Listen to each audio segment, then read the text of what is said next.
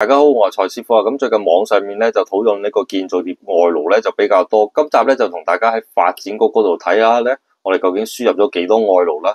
咁目前為止咧就係7332個嘅，而喺此處呢度咧，我哋可以睇到相關嘅工種。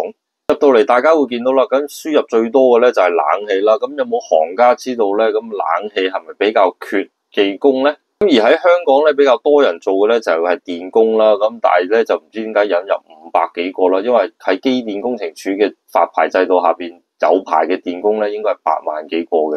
而消防相對嚟講應該算係比較少人嘅一個行業啦，因為無論喺消防署嘅3級註冊承建商啦，或者係消防中工、大工等咧，咁其實數量都唔係多人嘅。點解引入400幾個做消防嘅？水喉咁喺香港相對咧就比較多人啦，咁可能引入嘅人數都唔多啦。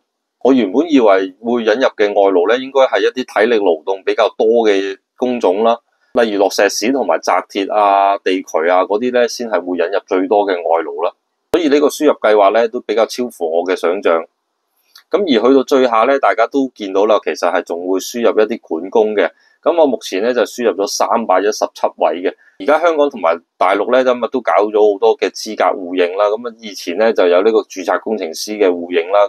咁未來咧相信都會有更加多嘅資格互認咧。咁可能香港就業咧就需要提升自己競爭力咧，咁先會比較好啲。今集介紹咁多，拜拜。